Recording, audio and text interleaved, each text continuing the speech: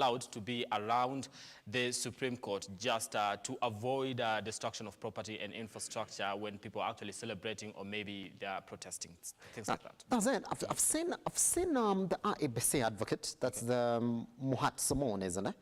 If yes, let me just pull that particular one again. Now, this one is saying that the 2017 Supreme Court ruling set a threshold for elections nullification. Indeed, we're going to see a lot of references to that again in the judges of ruling today. It continues, IEBC ensured it fully operates within the limits.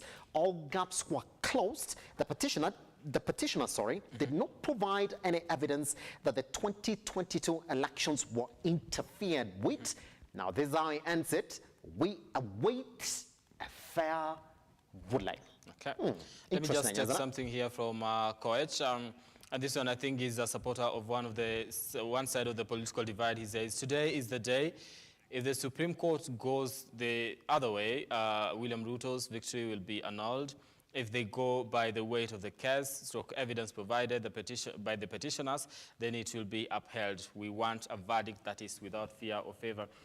And just whichever side this ruling actually goes, I think there are people who are going to be dissatisfied, Simba. And if you are a supporter of the Kenya Kwanza team, and William Ruto's victory is actually, taken away from him, then you're going to be dissatisfied and say, maybe, like we normally say in this country, if it doesn't go your favor, then the Supreme Court is not independent, or the courts are not independent.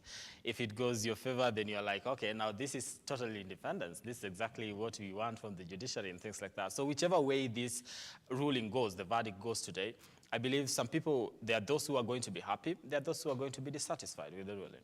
That's the way it's going to be, isn't it? Whether you like it or not. I mean, in any ruling, there has to be, in a race, by the way. And I like the way all of them, that is the main petitioner, that is Martha Karua and Raila Amolo Odinga, versus the main respondent, that is Ruto. They've come in and saying, well, we're going to respect the ruling of the Supreme Court. Okay. That is what is as important as it can get, by the way. I'm going to ask you, though, on how the U.S. Embassy got itself on a defending front again. Was it last week on Friday when they advised the citizens in Kisumu to stay put today ahead of the Supreme Court ruling, and they had to come out and defend themselves again on that particular day, that indeed, listen, we don't know how it's going to turn out. We're just saying, just be on high alert. What did you make of that communique from the U.S. Embassy?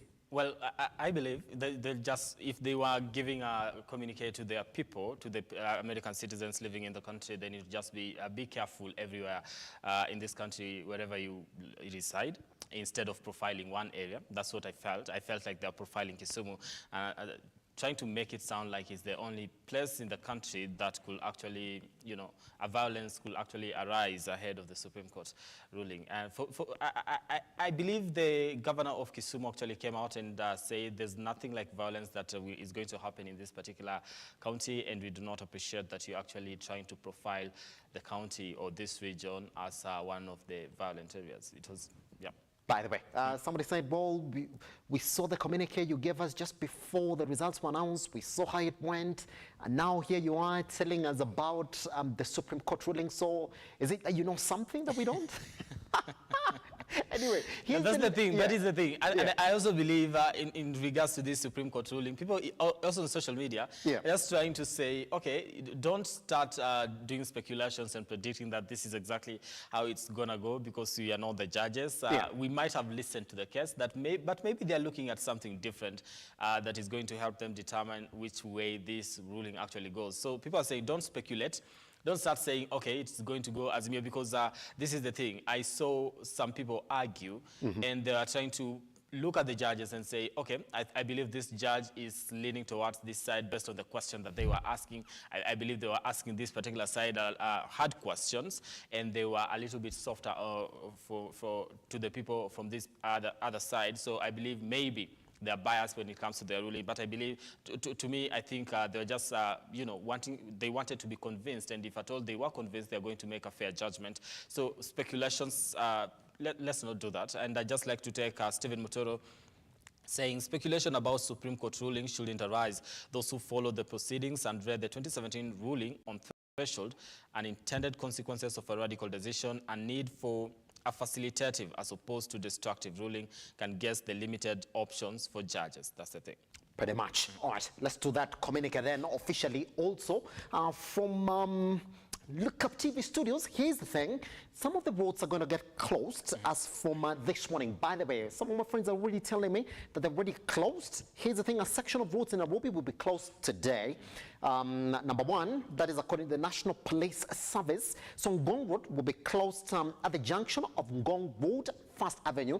If you want us to be specific, that avenue that is just opposite NHIF is going to be closed. Number two, if you want to use those routes, then there'll be no motorists that will be allowed to access the Nairobi Central Business District through Kenyatta Avenue via the Cathedral Road.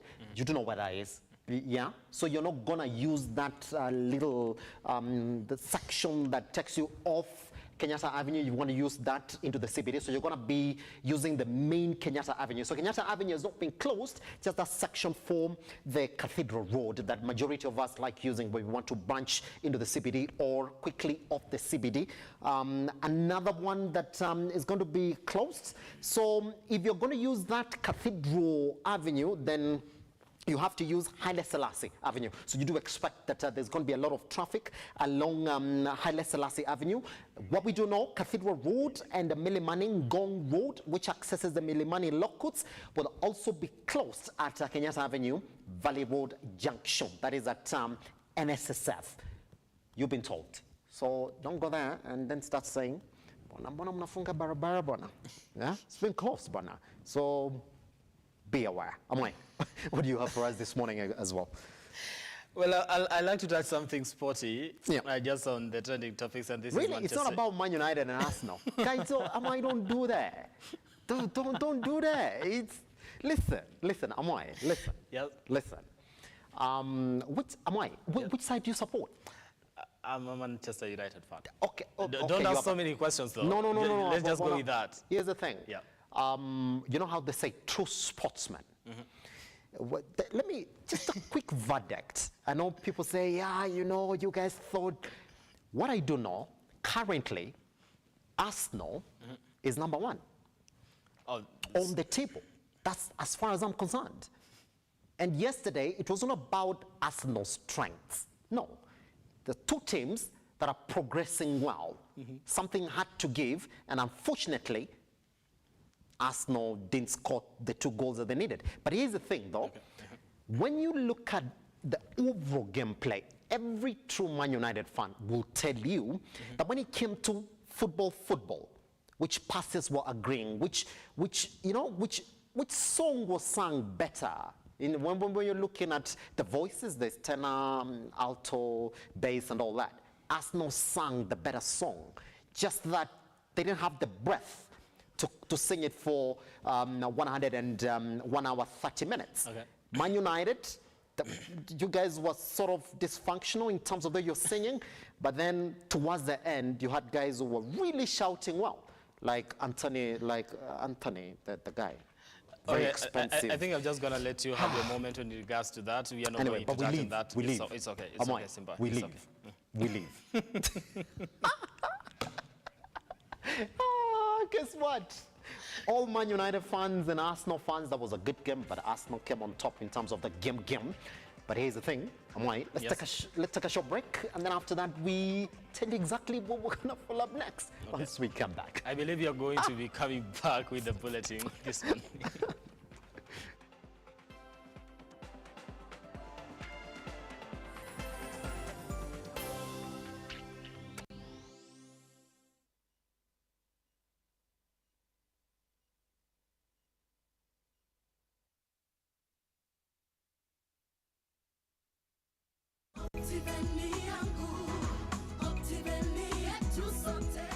Hi there, my name is George Washiri. I am so happy to see you, and today I am here to enumerate, to explain how we package our land investment. We have 5 levels of our property, and we classify these levels as 1 star, 2 stars, 3 star, 4 star, and 5 star. This is what we mean, that if you buy a property that is 1 star with Optiven, one of the things that is evident, the property is cheaper, is below $500,000. And this particular property is